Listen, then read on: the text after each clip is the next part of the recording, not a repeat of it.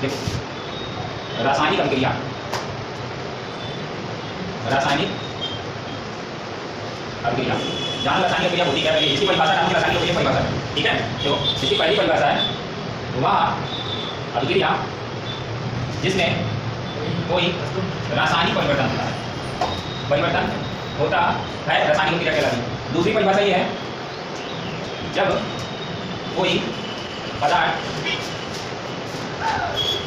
आपस में अभिक्रिया करके नए गुणों वाला नया पदार्थ बनाता है, पदार्थ बनाता है रासायनिक अभिक्रिया कहलाती है। तीसरी परिभाषा जब दो या दो से अधिक अभिकारक आपस में मिलकर नए गुणों वाला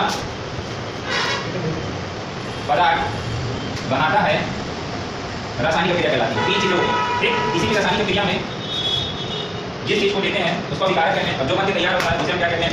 उत्पाद कहते हैं। क्या कहते हैं? उत्पाद कहते हैं। समझ आया?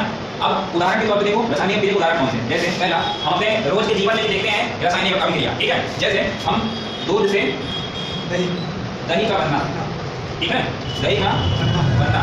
दूसरा लोहे में जंग लगना, ठीक है, और भोजन का पाचन होना, ये भी प्रकार की क्या है? रासायनिक अभिक्रिया है। अगर रासायनिक अभिक्रिया देखें तो बहुत सारी रासायनिक अभिक्रिया है, लेकिन तीन उदाहरण दिखा दिया मैंने, दूध से दही का बनना, लोहे में जंग लगना और भोजन का पाचन होना, ये सब क्या है? रासायनिक अभिक्रिया, ठीक है। अब हाँ, भोजन का पकना भी देख सकते हो, भोजन का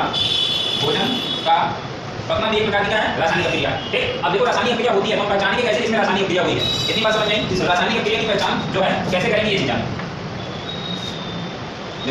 पहचान हम कैसे करेंगे कि ये रासायनिक अभिक्रिया है? सबसे पहला हम उसमें परिवर्तन देखेंगे। क्या देखेंगे? परिवर्तन देखेंगे रासायनिक अभिक्रिया में क्या क्या हो रहा है, ठीक है। पहचान किसका करना है? रासायनिक अभिक्रिया की पहचान करना है। तो सबसे पहले अगर कोई भी रासायनिक अभिक्रिया हो रही है तो सबसे पहले चीज उसके ताप में परिवर्तन हो जाएगा। क्या हो जाएगा? ताप में परिवर्तन होगा, ठीक है। दूसरा रंग में परिवर्तन होगा, ठीक है।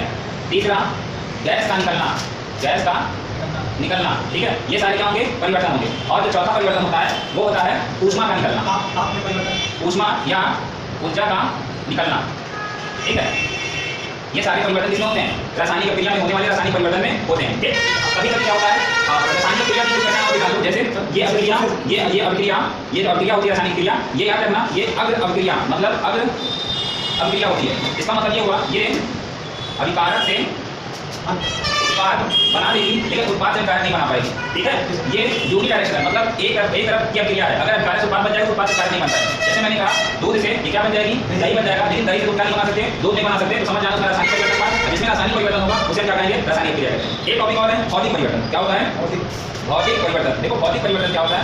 ऐसा परिवर्तन, ठीक है, ऐसा परिवर्तन जिसमें अग्र तथा पश्च दोनों क्रिया होते हैं वो क्या कहलाता है? भौतिक परिवर्तन कहलाता है, ठीक है। जैसे अगर यहाँ पे कोई अभिकारक है, अभिकारक से क्या बनता है?